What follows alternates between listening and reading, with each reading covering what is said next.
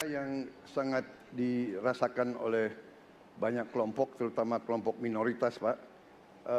Saya ingin tanya bagaimana tanggapan Bapak tentang keluhan adanya kelompok-kelompok minoritas yang ingin membuat tempat ibadah tapi sangat sulit karena faktor-faktor yang dipersulit oleh birokrasi dan sebagainya. Masih ada waktu, Bapak? Cukup. Sudah cukup? Baik. Terima kasih. Pak Prabowo, perlu kami sampaikan bahwa ketika kami bertugas di Jakarta, maka ada begitu banyak izin-izin gereja yang mandek 30 tahun, 40 tahun, dan tuntas dibereskan. Oke? Antrian yang amat panjang, yang tidak pernah selesai. Dan kemudian banyak kelompok agama, dari mulai Buddha, Hindu, Kristen, yang mengalami kesulitan mendirikan tempat ibadah, mereka menerima izin tempat ibadah dan mereka bisa beribadah dengan baik. Dan kalau boleh saya laporkan, dalam sejarah Gubernur Jakarta, yang paling banyak memberikan izin rumah ibadah adalah Gubernur Anies Baswedan. Termasuk ketika umat Islam mau mendirikan masjid dan tidak bisa mendapat izinnya, saya bicara. Ketika umat Kristen mau mendirikan gereja tidak bisa mendapatkan izin dari masyarakat, saya bicara. Dan semuanya akhirnya mendapatkan izin untuk bisa beribadah. Terima kasih.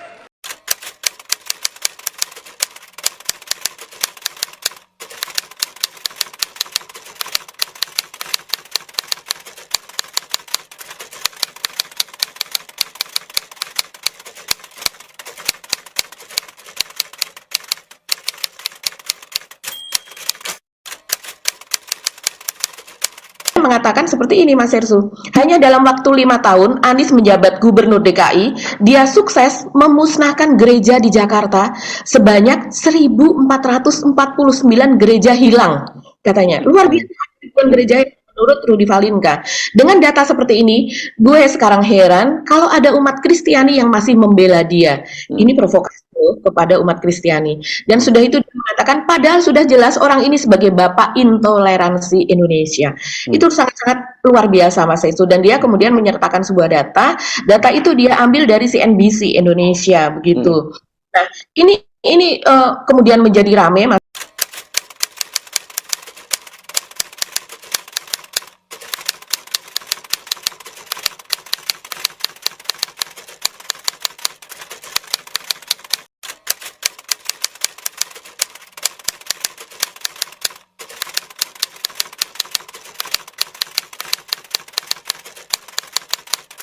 Dan ditanggapi oleh banyak kalangan, selain oleh netizen, ini juga ditanggapi salah satunya itu oleh wakil sekjen dari Partai Demokrat ya, Jansen Sitindaun begitu. Nah, yang Jansen ini sangat-sangat dia sebagai orang Kristen begitu, Mas Hersu. Jadi dia menanggapinya ini berdasarkan pengalaman dari apa yang dia lakukan atau yang dia ketahui selama ini sebagai orang Kristen.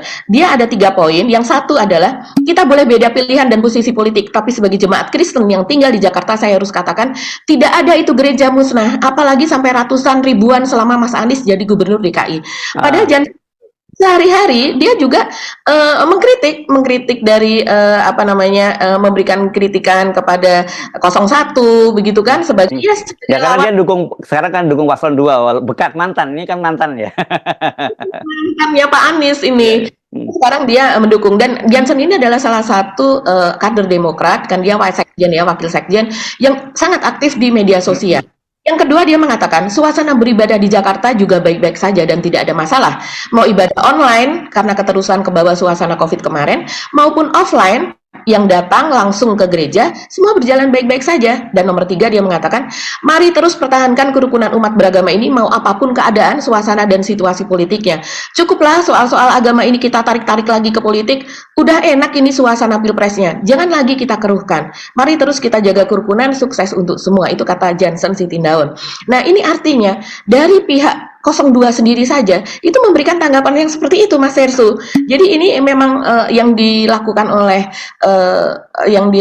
oleh Kurawa ini memang betul-betul hoax dan fitnah yang luar biasa kalau saya lihat ya.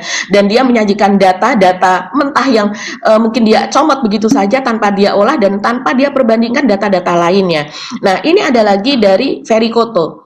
Ferry Koto ini adalah salah seorang netizen yang juga cukup aktif di media sosial. Dia mengatakan kalau Ed Kurawa, jadi dia mau mention Kurawa ini, kalau Ed Kurawa ini mau dipidana, terpenuhi semua unsurnya. Pers dan BPS Statistik, dia mention dari pihak BPS, hanya keliru membuat data 2018, tidak membuat kesimpulan bahwa Anies Baswedan selama menjabat memusnahkan gereja seperti tuduhan Rudi ini. Lebih parah, dia menyebarkan hasutan berbau sara. Hati-hati jempol. Terus kemudian juga netizen-netizen yang lain itu mention Pak Listio Sigit, ini betul-betul rame Mas Hersu. Dan kemudian juga dia menyajikan data dari Ferry Koto ini. Yang data yang lebih mungkin data yang lebih komprehensif itu disajikan oleh Kurawa, oleh Bos Purwa. Ini akun Bos Purwa ini juga sangat-sangat aktif ya Mas Hersu. Dan kemudian dia meminta supaya netizen mengecek langsung. Silakan cek langsung datanya di situs Kemenak, satudata.kemenak.co.id, dan kemudian di situ ada screenshotnya dari tahun ke tahun begitu kan sampai tahun 2022 yang saya dapat ini yang saya dapat simpulkan ini Mas Hersu, bahwa justru terjadi penambahan yang luar biasa begitu ya. Jadi kalau kita bisa lihat dari tahun 2019 itu untuk gereja ada 780. Pada tahun 2020 masih ada 780 gereja. Kemudian pada tahun 2021 ada 843. Sudah mulai ada peningkatan. Ini untuk pembangunan atau IMB ini Mas Hersu ya. Dan kemudian di tahun 2022 di mana Anies lengser, itu datanya terakhir 1299. Artinya peningkatannya itu sangat luar biasa Mas Hersu. Kalau berdasarkan data ini ada ratusan peningkatan ya, mungkin sekitar 500 lebih. Walaupun ada lagi data yang lain juga yang mengatakan peningkatan jumlah gereja ada 200 sekian begitu. Tapi bahwa meningkat, bukannya hilang. Kalau seandainya tadi dikatakan oleh Kurawa ada 1449 gereja yang hilang, padahal jumlah gereja saja terakhir tahun 2022 adalah 1299. Jadi ada minus, sudah tidak ada gereja. Tidak ada gereja sama sekali, rata gitu ya, seperti tempat ibadah di Gaza ya, yang dibom oleh Israel gitu, baik gereja maupun masjid di Gaza ya, itu baru dimusnahkan ya.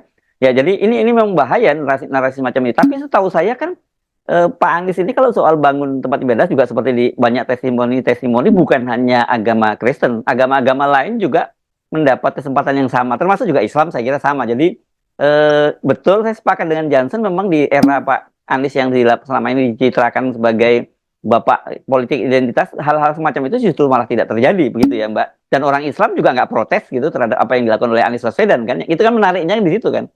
Iya, justru menariknya ya Mas Hersu, kalau yang saya lihat di berbagai dan itu juga sebetulnya kan gereja itu memiliki situs sendiri kan. Kalau dulu mungkin seperti buletin begitu ya. Kalau mereka juga memiliki media sendiri begitu, dan di berbagai media itu seringkali dari adminnya atau mungkin dari Pak Pendetanya juga diwawancara di situ, mereka mengucapkan terima kasih dan sebagainya. Karena ada yang sampai ada yang 30 tahun, 40 tahun begitu tidak mendapatkan IMB Mas Hersu untuk gereja tersebut begitu ya. IMB itu bisa keluar ya persetujuan itu kalau seandainya warga sekitar begitu menyetujui pembangunan rumah ibadah tersebut dan sebagainya, dan rupanya pendekatannya tidak selalu pas begitu. Nah, di masa Anies ini dari pihak Anies maupun dari berbagai situs yang saya baca tersebut itu memang pendekatannya secara langsung. Jadi maupun itu Anies maupun orang yang diutus Anies itu melakukan pendekatan terhadap warga sekitar, diajak dialog. Jadi baik itu secara dikumpulkan satu RT ataukah dikumpulkan didatangi begitu ya, yang mereka yang tidak bersedia akhirnya setelah diberikan pemahaman mereka kemudian bersedia.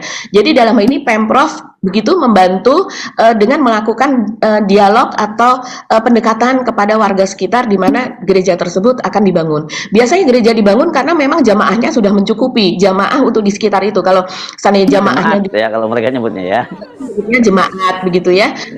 Itu sudah mencukupi maka akan dibangun gereja. Seperti halnya sekolah lah. Sekolah kan juga pengajuan ke Kemendikbud gitu juga akan dilakukan kalau seandainya jumlah anak SD-nya sudah banyak. Mereka harus sekolah di kecamatan lain, maka kita harus membangun ini di sini.